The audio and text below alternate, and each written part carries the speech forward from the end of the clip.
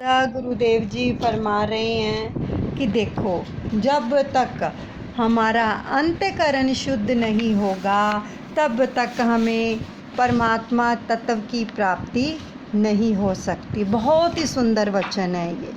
इनको हमें अपने हृदय में धारण करना चाहिए कि हमें अपने अंतःकरण को शुद्ध करने के लिए सबसे पहले साधना करनी चाहिए। कि हमारा अंतःकरण शुद्ध कैसे हो? जब तक अंतःकरण शुद्ध नहीं होगा तब तक हम उसकी प्राप्ति कर ही नहीं सकेंगे। तो इसलिए किसी भी प्रकार के दोषों को अपने दिल में जगह नहीं देनी चाहिए। ये वचन दादा गुरुदेव जी फरमा रहे हैं कि उनका निवारण करते जाओ, अच्छे गुणों को धारण करते जाओ और गुण दोषों को हटाते जाओ। तो एक दिन क्या होगा, ऐसे साधना करने से और नाम का जाप करते रहेंगे तो हमारा अंतःकरण शुद्ध हो जाएगा। देखो, हम सभी बहुत सारे शास्त्र पढ़ते हैं, ग्रंथ पढ़ते हैं, लेकिन क्या उनके अंदर जो आता है हम उस पर मनन करते हैं? उनके वचनों पर चलते हैं?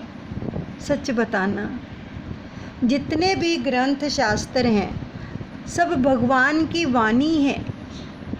भगवान के मुख से निकले हुए ये पवित्र वचन है। हम सुन तो लेते हैं लेकिन उस पर अमल नहीं करते हैं। इसलिए हमें क्या है, कितने मोटे मोटे ग्रंथ पढ़ कर रख दिए लेकिन फैज़ नहीं उठाया। उनका फ़ायदा क्यों नहीं हुआ हमें? क्योंकि हमने मनन नहीं किया है।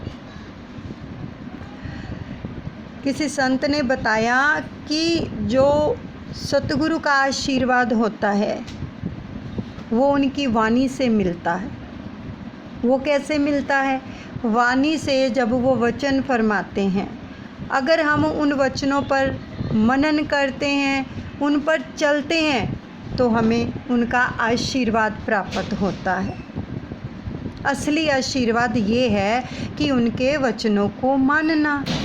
और जो भी गुरुमुख, जो भी प्रेमी अपने सतगुरु के वचनों को मानते हैं, हर पल हर घड़ी उन पर अमल करते हैं, अपना जीवन अमली बनाते हैं, तो हर वक्त ही उस परम पिता परमात्मा का, उस इष्ट देव का जो आशीर्वाद है वो सदा साथ रहता है, अंग संग रहता है।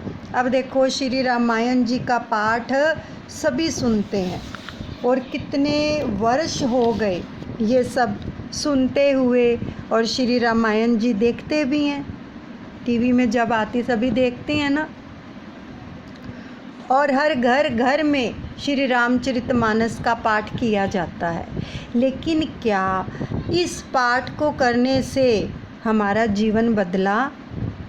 हमने अपने आप को बदला, उस हिसाब से ढाला जो इसके अंदर श्री राम प्रभु के वचन हैं, उनके मुताबिक अपना जीवन बिताया, बनाया, प्रैक्टिकल किया? अगर नहीं किया तो फिर तो पढ़ कर। श्री कबीर साहिब जी का ये दोहा है ना, पोथी पढ़ जग भया, पंडित भया ना कोई।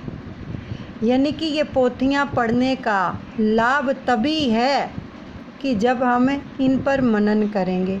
श्री रामायण जी के अंदर बहुत ही सुंदर वचन आते हैं हर कांड के अंदर कि किस प्रकार श्री राम प्रभु ने मर्यादा भी रखी और हर एक से प्रेम करना सिखाया कि किस प्रकार से प्रेम करना है। जब वो शबरी के पास गए, जूठे बेर खाए, तो इसमें क्या दर्शाया कि सबसे प्रेम करो, चाहे कोई गरीब है चाहे कोई भी है, सबसे प्रेम करो। उन्होंने ये सिखाया है हमें कि किस प्रकार से एक गरीब से प्रेम करना चाहिए। ये दर्शाती हैं चीज़ें, प्रेम छलकता है इनके अंदर।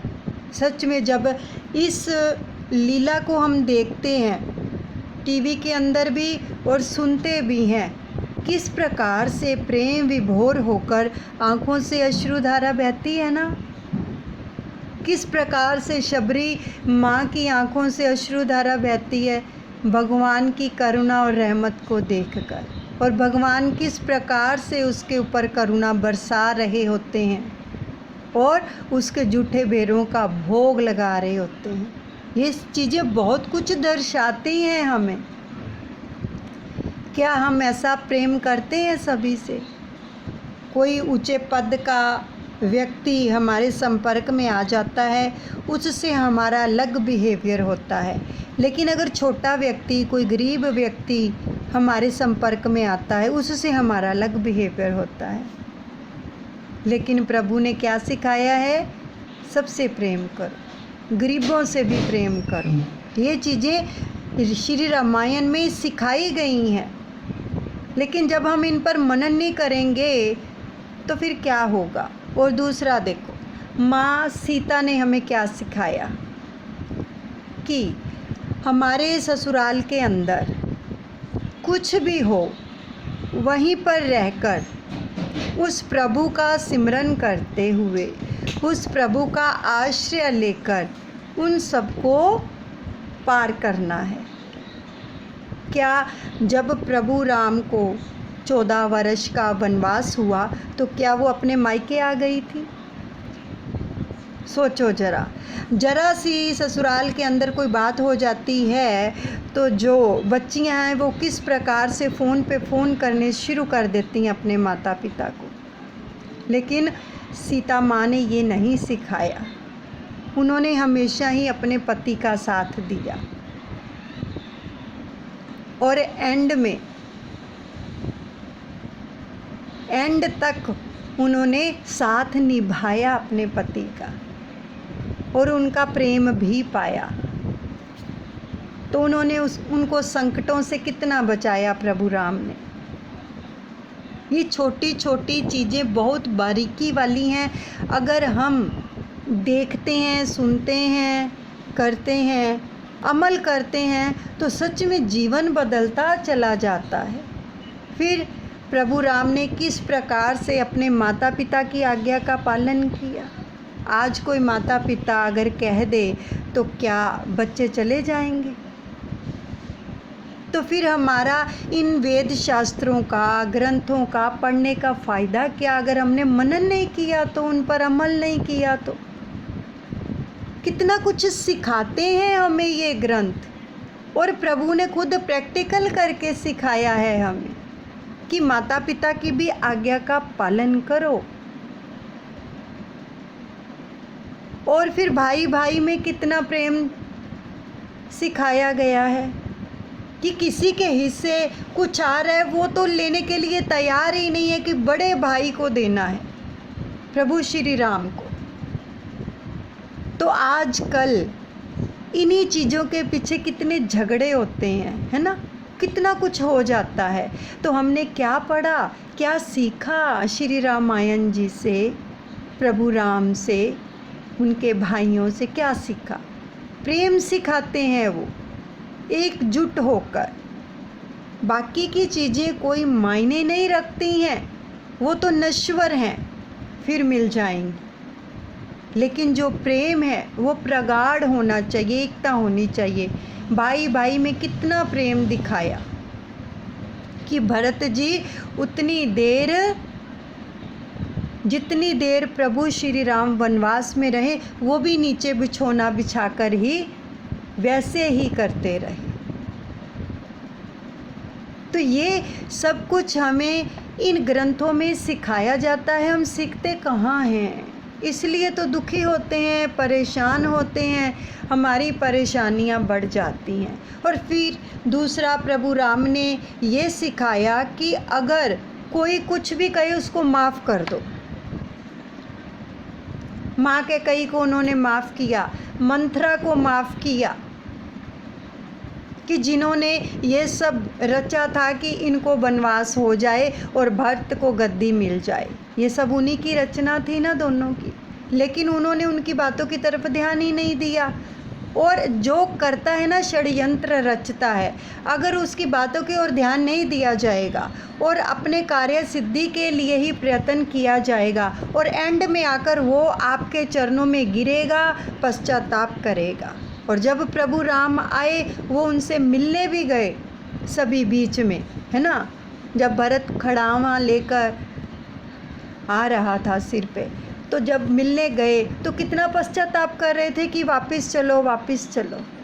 उन लोगों को तब पश्चाताप होता है जो दूसरों के लिए इस प्रकार से ऐसी रचना रचाते हैं, उनको पश्चाताप होता है क्योंकि वो अपने कर्म भारी करते हैं। बहुत कुछ सीखने को मिलता है श्री रामायण जी से, बहुत कुछ। कितनों का उद्धार किया प्रभु राम ने। आपस में भाईचारा, प्रेम, सद्भावना, सत्कार, ये सब कुछ सिखाती है हमें श्री रामचरितमानस। मीठा बोलना, उनकी वाणी कितनी मीठी लगती है कि आज तक प्रभु राम ने गुस्सा किया ही नहीं पूरी रामायण में। देखा कितना मीठा बोलते हैं वो दूसरों के लिए, कितना उनका दिल उदार होता है, उदार दिल वाले हैं। ये सब कुछ हमें सीखना चाहिए क्योंकि हम भी परिवार में रहते हैं, हमारे भी सदस्य हैं, हम समाज में भी रहते हैं। तो क्या ये सब कुछ हम सीख पाते हैं? देखो, इन ग्रंथों को पढ़ने का फ़ायदा तभी है जो इनमें वचन हैं प्रभु के, भगवान के, सतगुरुदेव के, उन पर हम मनन करें और अपने जीवन को वैसा बनाएं, तभी फ़ायदा मिलता है। नहीं तो पढ़ लिया और सुन लिया, इधर से सुना इधर से निकाल दिया, फिर कोई फ़ायदा नहीं होता है। एक एक वचन हृदय में धारण करने वाला होता है कि किस प्रकार से। अब श्री रामायण जी का पाठ रखा हुआ है दोपहर को 2:30 से 3:30, केवल श्री रामायण जी का ही पाठ हुआ करेगा, जो सभी बच्चे बच्चियों के लिए रखा गया है। उससे जुड़कर आप फैज़ उठा सकते हैं। प्रभु के नाम के अंदर इतनी पावर होती, इतनी शक्ति होती है कि नकारात्मकता को दूर हटा देता है। क्यों लेते हैं हम भगवान का नाम? ताकि हमारी नेगेटिविटी दूर हो और हमें पॉजिटिविटी आए, पॉजिटिव ऊर्जा मिले। प्रभु के नाम से पॉजिटिव ऊर्जा मिलती है, नेगेटिविटी दूर होती है। कब होती है? जब हम उनके वचनों पर चलते हैं, मनन करते हैं, ध्यान करते हैं प्रभु का, तभी पॉजिटिविटी मिलती। खाली सुनने से नहीं कुछ होगा, मनन करने से होगा। और आप सबसे ये निवेदन भी किया गया है कि जब तक 40 दिन, कम से कम 40 दिन तक हम परहेज करें इन बातों का, कि अगर हम श्री गुरु महिमा का पाठ कर रहे हैं, श्री रामचरितमानस जी का पाठ कर रहे हैं, 40 दिन का अगर चलिया रखा है, तो अपने आप को सुधारें कि अपने विचार, वाणी, व्यवहार की ऐसी साधना करें कि इन तीनों चीज़ों से हमारे द्वारा किसी को आहत ना हो। फिर तो आपकी साधना प्रफुल्लित होएगी। नहीं तो क्या होगा? इधर पाठ कर रहे हैं, साधना कर रहे हैं और साथ में अपने विचार, वाणी, व्यवहार से इतना कुछ कर रहे हैं कि सामने वाले का दिल दुखा रहे हैं, कुछ भी कर रहे हैं जो उसको आहत कर रहा है। तो बताओ वो साधना प्रफुल्लित होगी? कदाचित नहीं होगी। इसलिए जो भी ये साधना से जुड़े हैं, इससे देखो कितनी बड़ी कृपा मिल रही है कि दादा गुरुदेव साथ में साधना करवा रहे हैं, साथ में हमारा अंतकरण शुद्ध करवा रहे हैं, इन चीज़ों की साधना करवा कर नाम का जाप भी करवा रहे हैं, अपने श्री चरण कमलों से जोड़ रहे हैं और साथ में मनोकामनाओं की पूर्ति भी कर रहे हैं। तो जीवन सुधर जाएगा प्रेमियों। 40 दिन में अगर हमने ये साधना कर ली तो क्या होगा? सच में जो प्रेमी काफ़ी जुड़े हुए हैं, जो कब से 2.5 साल हो गए हैं इस ग्रुप को चलते हुए, लेकिन जो विचार, वाणी, व्यवहार की साधना कर रहे हैं, आज वो बताते हैं कि हमारा जीवन इतना बदल गया है कि सामने वाला कुछ भी कहे, इस दिल से उनके लिए दुआ ही निकलती है। यानी कि ऊंची वाणी बोलने का दिल ही नहीं करता है, ऐसा जीवन बन जाता है। लेकिन किनका? जो अमल करते हैं उनका। खाली सुनने से नहीं कुछ होगा, प्रैक्टिकल करने से होगा जो कुछ भी होगा। अगर कोई कहे कि मुझे डॉक्टर बनना है तो बोलने से थोड़ी वो बन जाएगा। जब तक दिन रात मेहनत नहीं करेगा, इतनी पढ़ाई नहीं करेगा, तब तक थोड़ी बन जाएगा डॉक्टर। ऐसे ही जो परमात्मा तत्व को पाना है तो अपना अंतःकरण शुद्ध करना पड़ेगा, तभी जाकर उस परम पिता परमात्मा की गोद हमें मिलेगी। अगर चाहते हैं उसकी गोद में बैठना तो अपना अंतःकरण शुद्ध करना पड़ेगा। तो इसलिए ये वेद, ये शास्त्र, ये ग्रंथ अगर हमें मिले हैं तो इन पर मनन भी करें, क्योंकि इनके अंदर भगवान के ही वचन हैं, उन्हीं की ही वाणी है। उस पर मनन करते हुए अपना जीवन खुशहाल, सुखमय और आनंदमय बनाएं। बोलो जयकारा बोल मेरे श्री गुरु महाराज की जय। दयालु श्री परमहंस दयाले जी महाराज की जय।